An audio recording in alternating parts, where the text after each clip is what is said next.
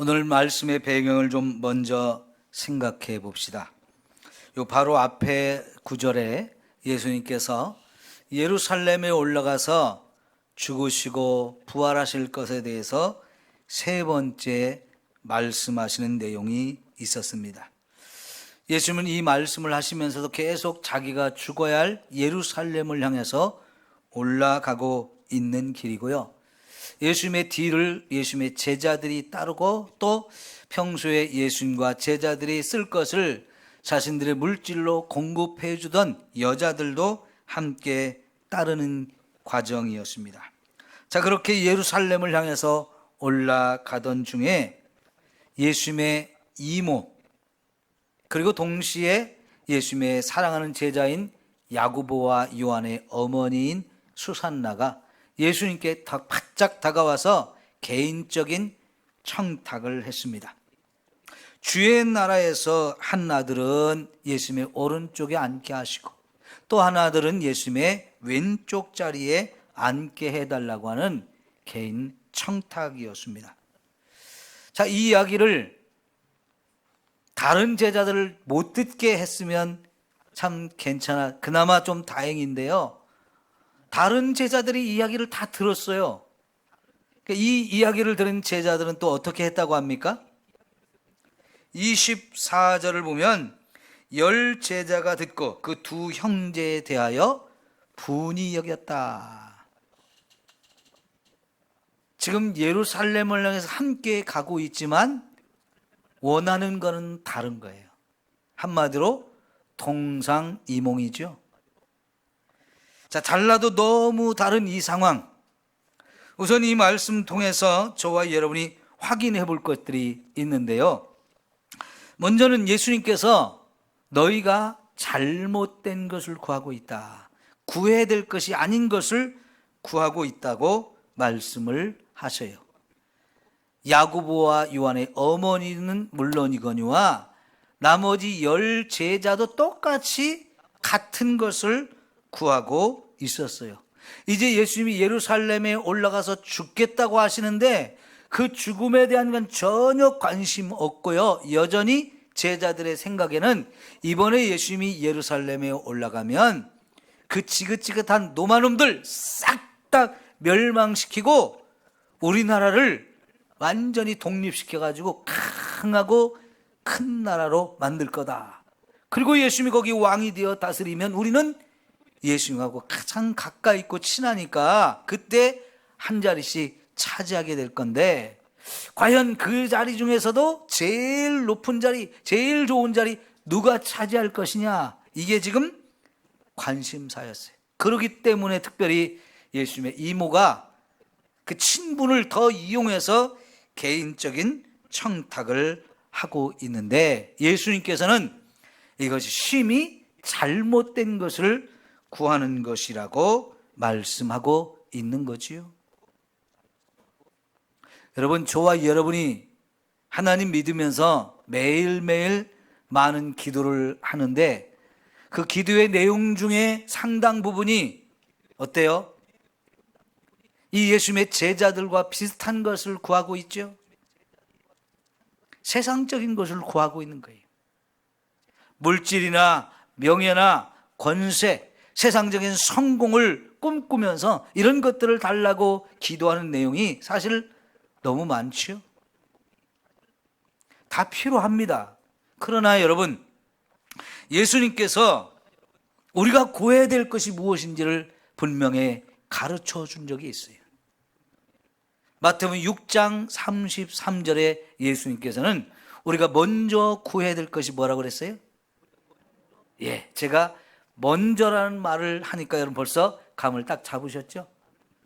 마태복음 6장 33절에 보면 너희는 먼저 그의 나라와 그의 의를 구하라 그랬어요. 거기 앞에 보면 너희가 무엇을 먹을까, 무엇을 마실까, 무엇을 입을까 염려하지 말라고 하시면서 이 모든 것은 너희가 필요하다는 걸 하나님이 아신다는 거예요. 그리고 그 하나님은 우리 아버지가 되어서 이 필요한 것을 다 공급해 주실 거니까 우리는 그걸 구하지 말고 뭘 구하라는 거예요? 하나님의 나라와 하나님의 의를 구하는 삶을 살라고 말씀을 하십니다. 예, 여러분, 저와 여러분이 예수님의 이 가르침을 좀 콕 새기고 기도할 때마다 그의 나라와 그의 의를 먼저 구할 수 있기를 축원합니다. 이 이야기는요, 예수님이 제자들에게 기도를 가르쳐준 내용 속에도 그대로 들어있어요. 거기도 보면 우리의 일용할 양식을 구하라는 얘기도 하시지만은, 그러나 그런 기도 전에 우리가 먼저 기도해야 될 것이 뭐였어요? 하늘에 계신 우리 아버지여, 이름이 거룩히 여김을 받으시오며. 누구의 이름이 거룩히 여김 받아야 돼요? 하나님 아버지의 이름이. 그 다음에 뭐예요? 아버지의 나라가 오게 하시며 그랬는데, 아버지의 나라를 우리는 하나님 나라라고 얘기합니다. 하나님 나라가 뭡니까? 하나님이 왕이 되어서 다스리고 통치하시는 나라. 그게 바로 천국이고요. 그것이 저와 여러분의 마음속에 이루어져야 되고, 내 마음속에 이루어진 것처럼 내 주변에 있는 사람들에게도 그 하나님 나라가 이루어지기를 위해서 기도함으로 이 하나님 나라가 다 땅끝까지 확장되어지게 하는 것, 이거를 우리가 기도해야 된다는 거예요. 그 다음 뭘 기도하라고 그랬어요? 아버지의 뜻이 하늘에서 이루어진 것 같이 땅에서도 이루어지이다 하면서 하나님이 계획하시는 것, 하나님이 원하시는 뜻과 계획과 목적들이 다 이루어지기를 위해서 하라고 그랬는데, 이것을 가장 먼저 기도하라는 거예요. 그러면 이것을 우리가 기도한다는 얘기는요, 저와 여러분의 삶이 하나님께 아버지의 이름을 높여드리고 하나님 아버지의 나라를 이 땅에 성취해가고 또 하나님의 뜻을 이루어가는 통로로 저와 여러분이 쓰임받으면서 이런 기도를 해야 하는 거예요. 그리고 나서 우리 삶에 필요한 것, 일용할 양식도 구하고 또 우리의 죄도 용서해 주시고 시험에 들지 않게 하시고, 이런 이야기들을 하나님 앞에 구하라고 했거든요. 여러분, 그래서 저와 여러분이 매일매일 기도할 때마다 이렇게 하나님 나라와 하나님의 의를 먼저 구할 수 있기를 축원합니다. 두 번째 우리가 확인해야 될 것은 뭐냐면 제자들의 관계예요. 지금 제자들의 관계가 어떤 관계로 여러분이 보여집니까? 서로 경쟁하잖아요. 누가 더 많이 가질 것인가? 누가 더 높은 자리를 차지할 것인가? 이게 지금 제자들이 서로 원하면서 저놈을 내가 이겨야 되는데, 저놈보다 내가 더 잘해야 되는데, 저놈을 밟고서라도 내가 올라서서 더 높은 자리를 차지해야 되는데, 지금 이 관계예요.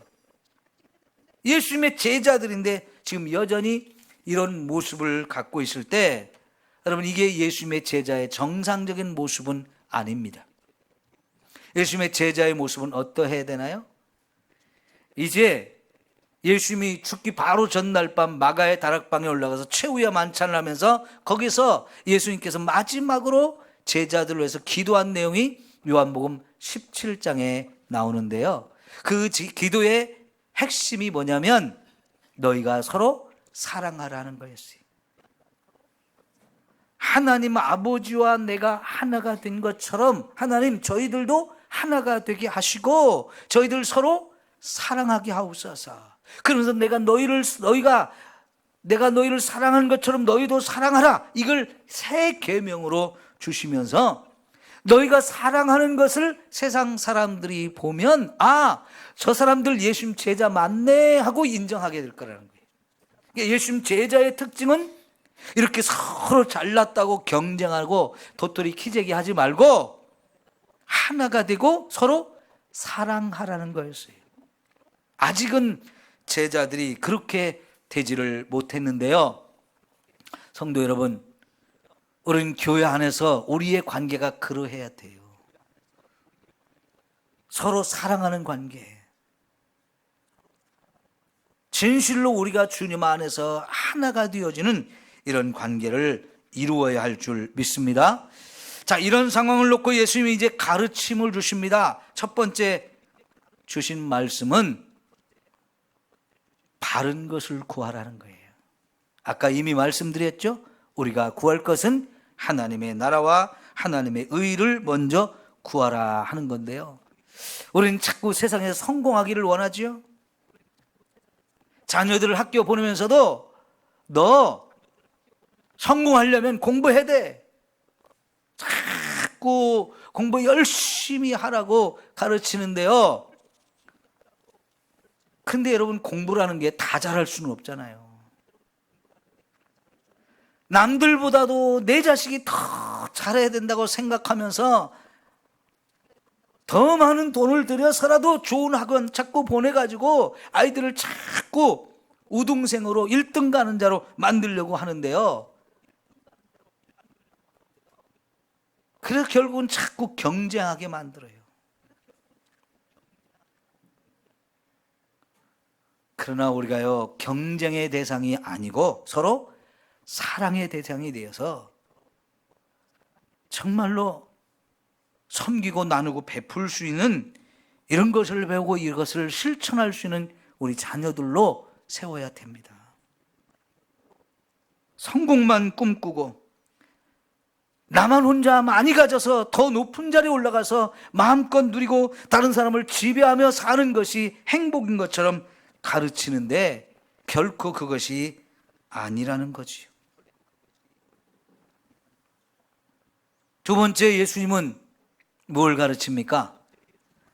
예수님의 왼쪽에 누가 앉고 오른쪽에 누가 앉을 것인가, 이거 예수님이 결정하는 것도 아니고 이건 전적으로 하나님 아버지의 주권에 속한다는 거예요. 여러분, 하나님 아버지의 주권을 저와 여러분이 인정하면서 살아야 합니다. 세상을 살아보니까 여러분, 깨닫는 것 중에 하나가 세상이 내 마음대로 안 된다는 거죠. 젊었을 때는요, 세상이 내 마음대로 될 것 같아요. 막 꿈도 꾸고요, 열정을 불태우면서 막 자기가 원하는 걸 이루려고 막 뛰어다니면서 열심히 살아요. 근데 참 안타깝게 살아보면 세상이 결코 내 마음대로 안 된다는 것을 깨닫게 되는 거죠. 그럼 누구 마음대로 되는 거예요? 엿장수 마음대로 되나요? 하나님의 계획과 뜻대로 되어집니다. 왜요? 하나님이 온 세상을 창조하신 분이고 그분이 세상을 지금도 다스리고 계시기 때문에 그래요. 세상은 하나님이 계획한 대로 하나님이 원하는 목표를 향해서 지금도 흘러가고 있어요. 그러면 여러분, 저와 여러분의 삶도 내가 원하는 대로 가지 않아요.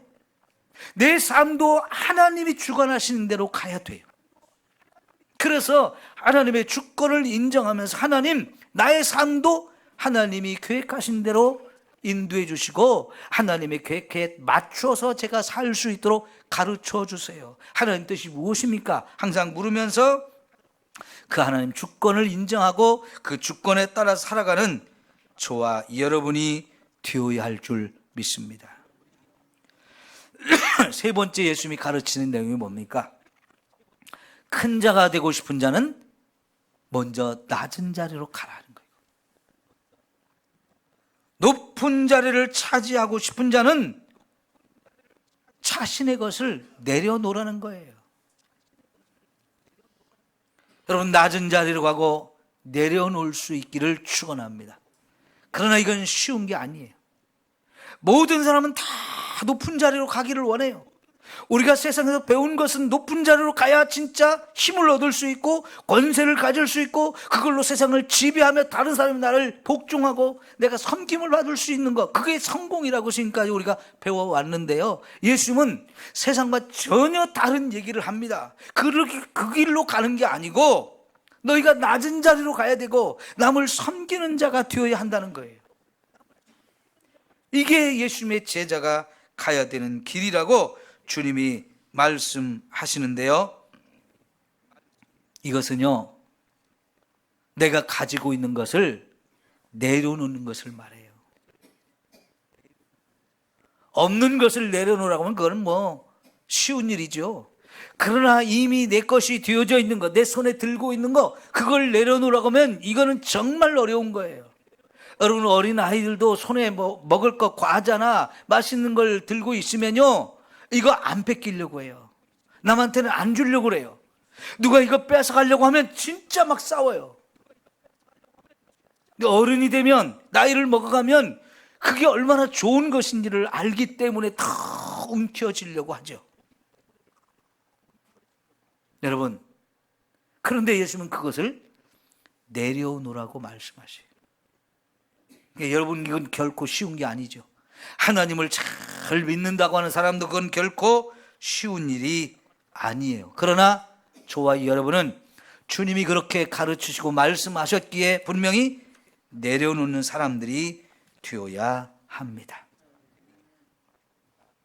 그리고 마지막으로 예수님이 자신이 세상에 오신 목적을 가르쳐 주셨어요.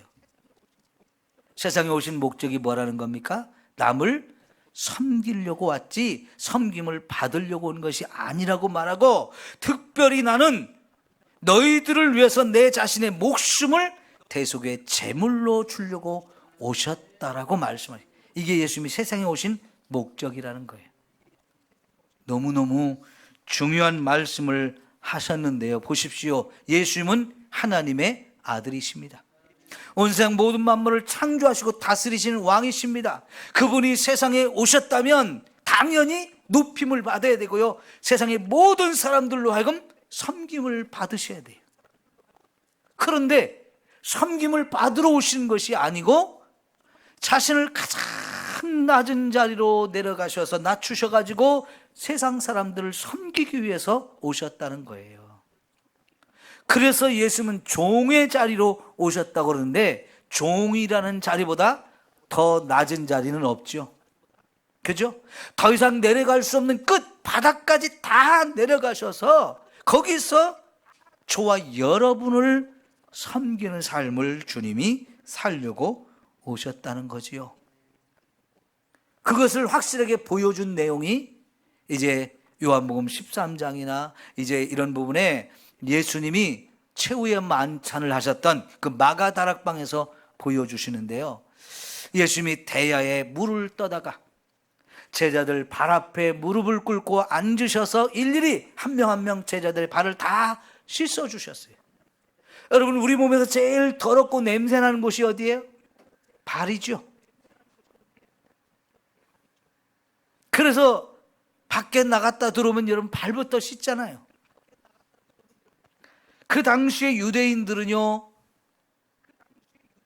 집 앞에 항상 물 항아리를 떠놓고 밖에 나갔다 들어오면 반드시 그 물을 떠서 발을 씻는데, 왜냐하면 더운 나라입니다. 그리고 사막이 가깝고요, 먼지가 많은 나라입니다.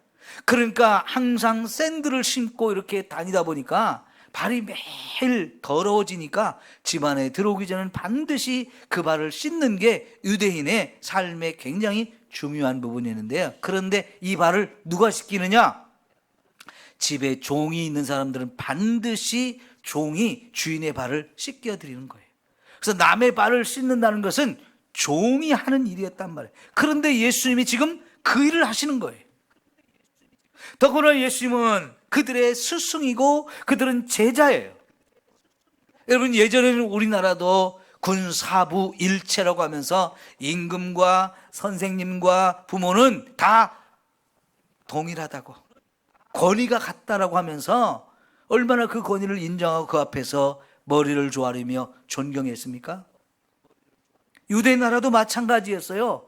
이 스승에 대한 존경심, 스승의 그 권위를 정말 많이 인정하던 그런 나라였기 때문에 예수님이 그들의 선생으로서 살아오는데, 선생님이 제자들의 발 앞에 엎드려서 그들의 발을 씻겨준다는 것은 있을 수 없는 일이었는데요, 예수님이 친히 그 일을 하시면서 내가 이 일을 한 이유는 너희들이 나처럼 섬기라고 하는 것이다. 직접 몸으로 보여주면서 내가 너희를 이렇게 한 것처럼 너희도 다른 사람을 섬겨야 된다라고 그렇게 말씀을 하시는 거지요. 분명히 섬기는 것은 낮은 사람이 윗사람을 섬기는 거예요. 근데 누구든지 다 교만한 마음이 있어서요, 남보다는 내가 더 잘났다는 생각을 하게 되고요, 뭔가 조금이라도 가진 것이 있으면 그거 가지고 사람을 무시하고 짓밟기도 잘하잖아요. 그게 세상이 보여주는 모습인데, 하나님의 자녀인 저와 여러분은 섬기는 사람이 되라고 말씀을 하십니다. 여전히 여러분, 우리는 남이 나를 섬겨주는 게 좋지요. 내가 남을 섬긴다는 건 피곤하고 힘들고 짜증나는 일이고 때로는 화도 나고 자존심 상하는 것처럼 생각하는 경우가 너무나 많아요. 우리나라는 워낙 권위주의가 강했던 나라이기 때문에 어느 곳에 가든지 벌써 나이부터 따지고 선배는 선배 대접을 받으려고 해요. 직장에 가도 먼저 직장에 들어온 사람, 이제 막 신입사원들한테 다 굳은 일, 잦은 일 막 이렇게 시켜요. 근데 요즘은 그런 일을 시키면 안 된다고 그러잖아요. 왜 그래요? 다들 인격적으로 대우를 하자는 거예요. 그래서 아무리 직장에서 상사를 할지라도 좀 낮은 직급에 이제 막 들어온 이런 신입사원들한테 커피를 타오게 하거나 무슨 개인적인 심부름을 시키거나 뭐 청소를 시킨다거나 이런 거 시키면요, 그거는 인권을 존중하지 못한 거라 해가지고 고발을 당할 수 있어요. 그런 건 잘하는 거지만요, 여러분, 그래도 이게 이제 시켜서가 아니라 내가 자발적으로 남을 섬기고 싶어서 그런 일을 한다고 하면 이거는 진짜 아름답고 멋진 거지요. 그거를 누가 먼저 해야 되느냐? 예수 믿는 사람들이 먼저 해야 한다는 거지요. 그게 내가 자존심 상하는 일이 아니고 그냥 남을 섬기고 싶은 그런 마음을 가지고 자원해서 그런 일을 한다면 이게 최고의 아름다운 모습인데, 이거를 예수 믿는 사람들이 먼저 하라는 거예요.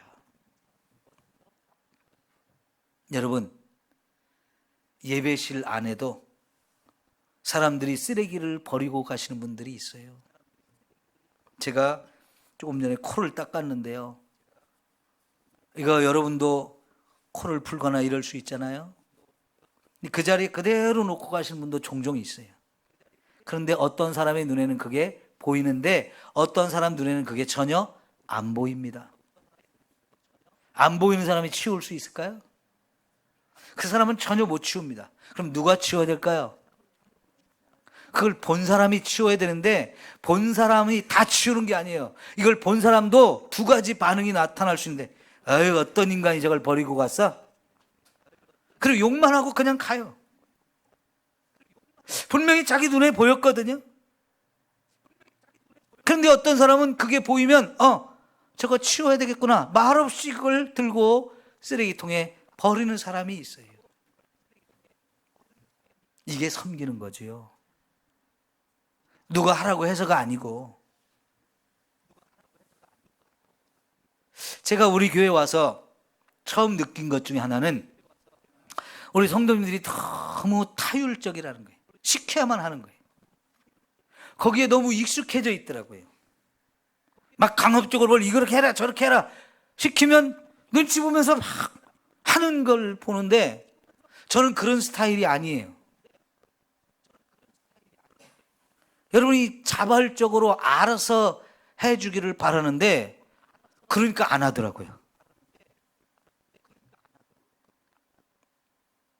여러분, 우리 연세 드신 어르신들이 토요일마다 와서 교회 청소를 싹 하기 때문에 우리가 안전하게 예배를 드릴 수 있는데, 그 정말 어르신들이 최고의 어르신들이잖아요. 우리 교회에서 너무나 섬기는 마음을 가지고 오셔서 자원해서 그 일을 하는데, 누군가 좀 오셔서 식사를 준비해서 대접해주면 참 좋겠는데, 제가 몇 번 얘기를 했는데도 몇몇 분이 좀 하셨는데 다른 분들은 전혀 관심이 없더라고요. 좀 하면 안 될까요? 여러분 생각하면서 이번 주에는 내가 가서 좀 국수라도 삶아 대접하고 싶다, 그런 사람들이 좀 자꾸 나와서 하면 좋겠는데, 이것도 또 조를 짜가지고 몇 구역에 하고 몇 구역에 하고 딱 이렇게 하면 또 하겠죠. 그게 좋은 건 아니잖아요.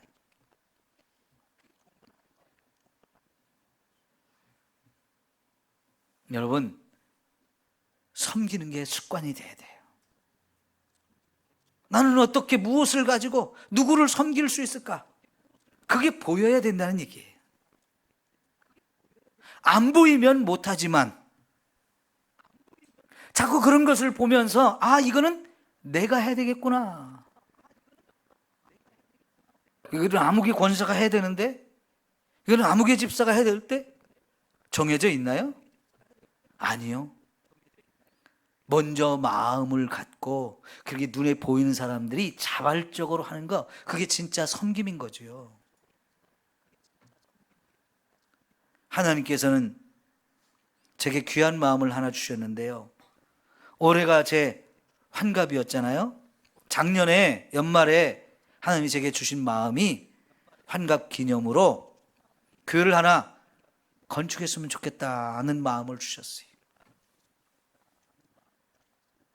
이게 작은 일은 아니고요, 쉬운 일이 아닌데 그래도 하나님이 저한테 그 마음을 주시기에 순종하기로 결단을 하고 돈을 모으기 시작했어요. 저도 넉넉한 사람은 아니잖아요. 그래도 하나님이 주신 마음이기 때문에 어딘가 교회가 필요한 곳, 교회가 하나 세워진다면 이게 얼마나 아름다운 일이에요. 여러분, 경찰서 100개 세워지는 것보다 교회 하나 세워지는 게 훨씬 더 큰 일을 합니다. 경찰서는 범죄를 예방하기 위해서, 또 죄를 진 사람들 잡아다가 이 세상에 죄가 확산되지 않기 위해서 만들어 놓은 거예요. 근데 그 경찰서 10개, 20개, 100개 세워진 것보다 교회 하나 세워지면요, 거기서 죄를 짓지 않도록 사람들을 변화시켜가지고 죄인도 변화시켜서 새로운 사람으로 만들기 때문에 이게 얼마나 아름다운 일이에요. 교도소 잡아 집어넣고 아무리 죄를 못 지게 해도 그 사람 나오면 여전히 더 많은 죄를 배워갖고 나와서 또 죄를 짓잖아요. 근데 교회 하나가 세워진다는 것은 그런 것도 되지만 더 나가서 그들이 교회에서 복음을 듣고 구원을 받을 수 있게 되어진단 말이죠. 하나님이 60년 전에 우리 삼성교회를 세워주셨는데 그동안 우리 교회에서 예수님을 만난 사람이 얼마나 많습니까? 그동안 우리 교회를 통해 복음을 들은 사람들이 얼마나 많아요. 교회를 세운다는 건 하나님이 정말 기뻐하시는 일인데요, 하나님이 이 세상에 직접 세우신 게 두 가지예요. 하나는 가정이고 두 번째가 교회입니다. 그래서 지금도 여전히 하나님께서는 교회를 내 교회다라고 말씀하시며 교회를 정말로 사랑하시는 분인데요, 그런데 그런 교회가 없는 곳 세상에는 아직도 많습니다. 하나님이 제게 그런 곳에 교회를 세우고자 하는 마음을 주셨기에 제가 부족하지만 하나님 순종하겠습니다 하고 결단하면서 적금들 들고 하면서 돈을 지금 열심히 모으고 있어요. 이게 어느 정도 이제 준비가 되면 교회를 세울 곳을 찾아가지고 세울 건데, 여러분, 지금 여러분이 무엇을 가지고 있나요? 여러분 주변에 우리의 도움이 필요한 사람들이 누가 있을지 한번 잘 살펴보십시오. 그러면 우리가 도울 수 있는 한 최선을 다해서 섬기고 베풀고 나누는 것이 하나님이 얼마나 기뻐하시는 일이 되겠습니까? 얼마든지 할 수 있어요. 뭐 큰 것을 해서가 아니고 작은 것부터 시작하면 돼요. 그러면 그것을 하나님이 할 수 있도록 힘도 주시고 필요한 것들을 공급해 주시면서 그 일을 행할 수 있도록 하나님이 직접 도우시고 이끌어 가시는 것을 우리가 경험하게 되어져요. 그래서 좀 더 작은 일이 큰 일이 되어지고요, 좀 더 큰 일이 되면서 점점 저와 여러분이 많은 일을 할 수 있는 사람들이 되어지는 것입니다. 먼저 내가 가진 것을 내려놓으십시오. 내 거라고 하는 이 생각, 이 욕심, 이런 것들을 내려놓고요, 이것이 주님이 나에게 맡겨주신 것이고 이것이 주님을 위해서 쓰여지는 것을 좀 기뻐하신다는 이 믿음을 가지고 더 나아가서는 내 목숨까지도 내 것이 아니고 주님의 것이라는 것을 여러분 고백하면서, 주님, 내 생명까지도 주님이 써주세요. 주님이 자신의 생명을 우리를 위해서 내어주신다는 거잖아요. 왜 예수님이 자신의 생명을 우리를 위해서 내어준다고 하십니까? 우리가 죄인이기 때문에 그래요. 근데 그 죄의 싹스는 뭐예요? 죽음이에요. 그리고 죽음으로 끝나는 게 아니고 지옥에 들어가서 영원히 멸망을 당하고 고통을 받는 게 우리 인생들인데요. 이러한 우리를 불쌍히 여기면서 우리를 지옥으로 보내면 안 되겠다. 저들의 죄 문제를 해결해가지고 저들의 죽음의 문제도 해결해서 지옥 갈 사람을 천국으로 보내야 되겠다 해서 예수님이 세상에 오셨고 자신의 목숨을 우리를 위해서 내어주시겠다라고 말씀을 하시는 거지요. 여러분, 구약 성경에 보면 자신의 죄 문제를 해결하는 방법을 가르쳐줘요. 죄를 지으면 죽을 수밖에 없기 때문에 생명을 드려야 돼요.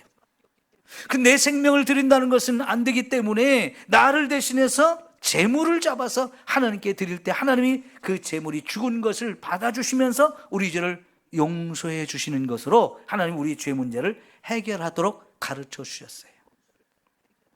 그런데 그런 짐승을 잡아서 제사를 드리고 하나님께 우리의 죄 문제 해결받는 것은 한계가 있기 때문에 저와 여러분을 죄로부터 영원히 해결하고 죽음의 문제도 해결하고 지옥 갈 저와 여러분을 천국으로 보내는 가장 좋은 방법, 유일한 방법은 하나님의 아들이 이 세상에 와서 저와 여러분의 죄를 담당하고 우리를 대신해서 죽어주시는 것밖에는 다른 방법이 없었던 거예요.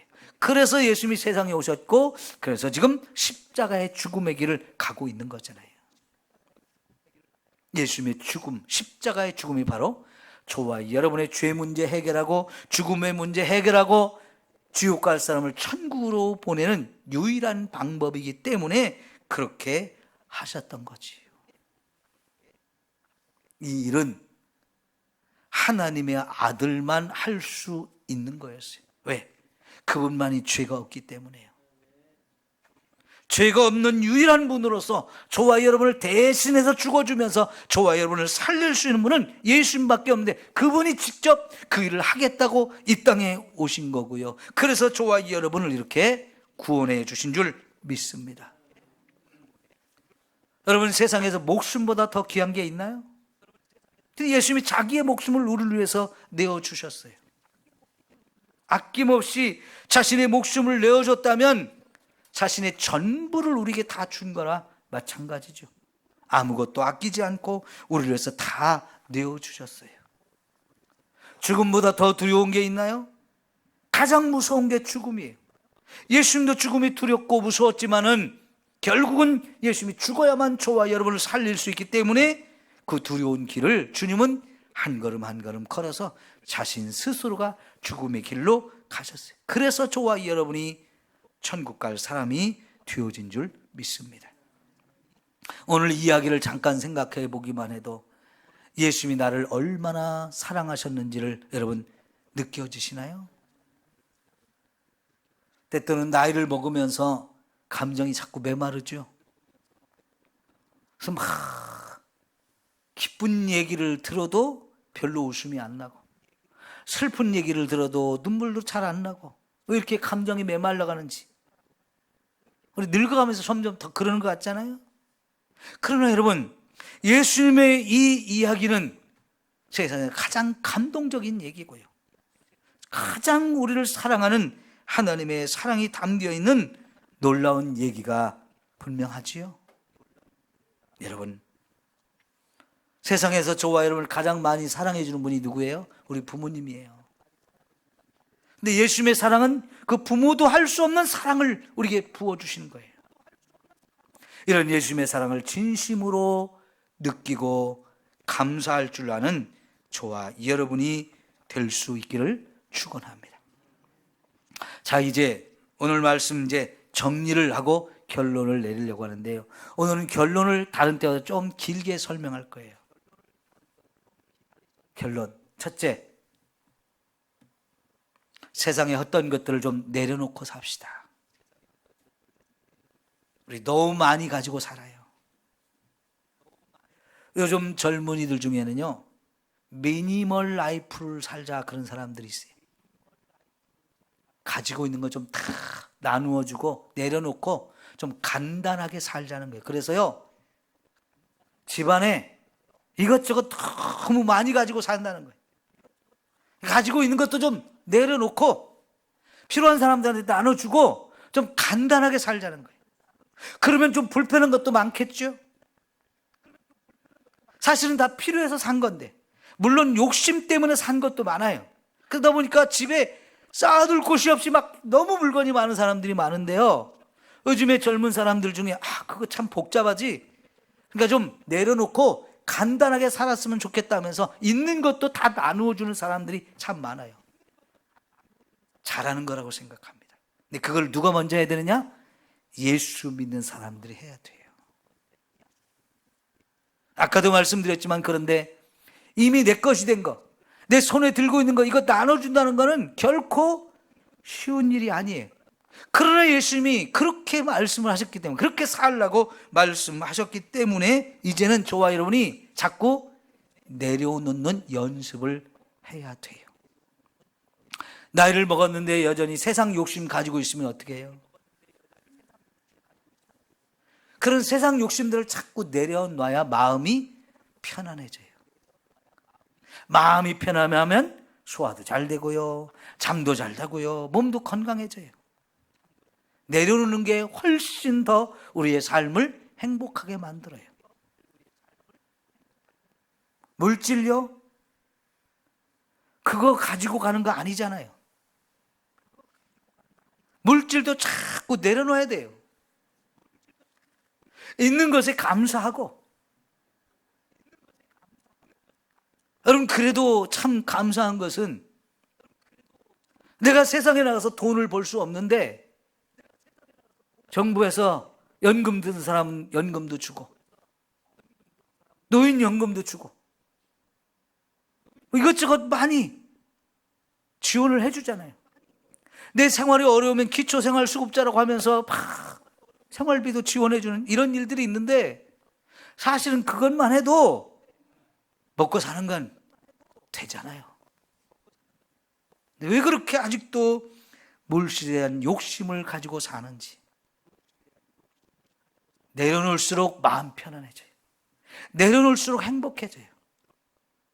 없다고 불평하고 짜증내고 화가 나고 속상하면, 그런다고 해서 돈이 생기는 거 아닌데, 그러면 자꾸 사는 게 재미가 없어지고요, 밥맛도 없고요, 자꾸 분노만 속에 차요. 세상이 원망스러워져요. 여러분, 내려놓으면 행복해집니다. 자꾸 내려놓는 연습을 하셔야 돼요. 그리고 섬겨야 됩니다. 아까도 말씀드렸죠.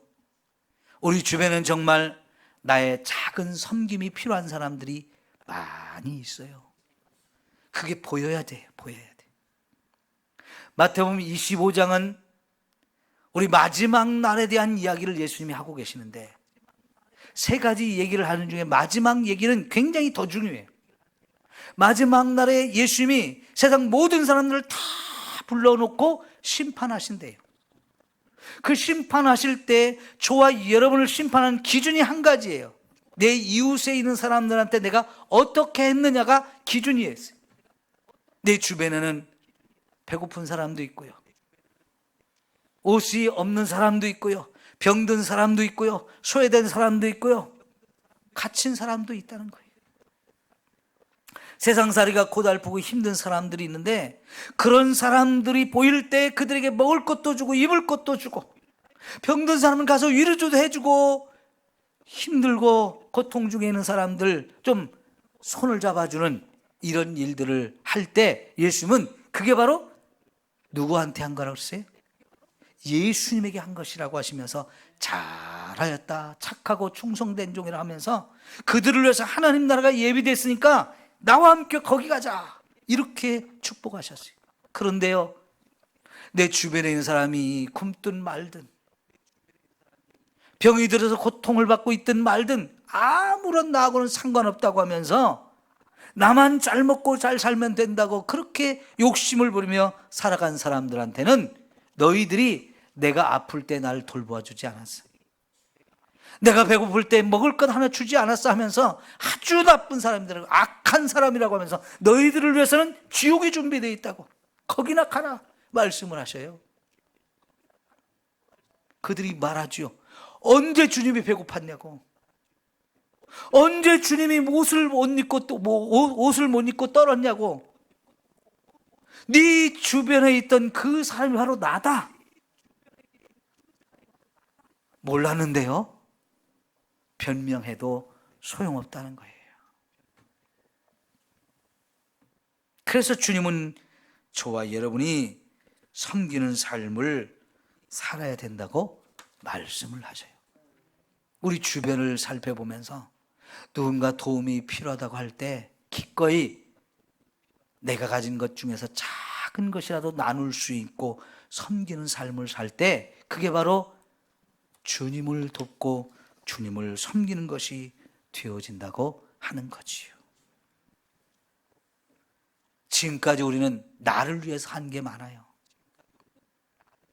나만을 위해서 땀을 흘리고 나를 위해서 자꾸 모으고 움켜졌는데 이제는 나누셔야 돼요. 베풀고 섬겨야 돼요.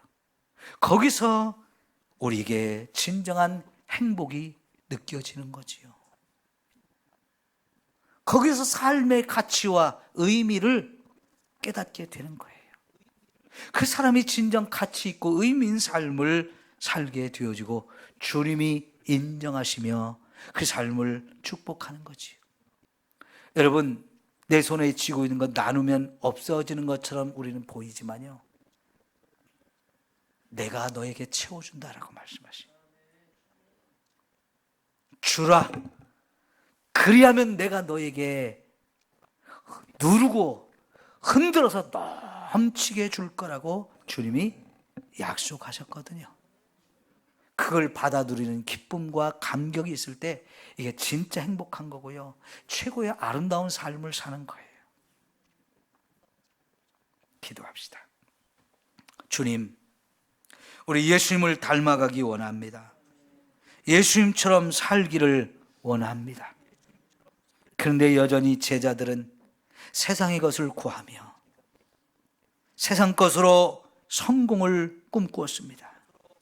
주님이 이제 십자가 죽음의 길을 가면서 그런 것을 내려놓으라고, 그런 것을 구하지 말라고 하시면 오히려 내가 가진 것으로 섬기라고, 목숨까지도 내어주시는 이 놀라운 은혜 우리에게 말씀하셨으니 주님, 주님의 말씀에 순종하며 내려놓기를 원합니다. 나누고 베풀고 섬기기를 원합니다. 부족한 우리들을 깨닫게 하시고 훈련시켜 주시고 주님을 닮아가게 하여 주옵소서. 예수님의 이름으로 기도하옵나이다. 아멘.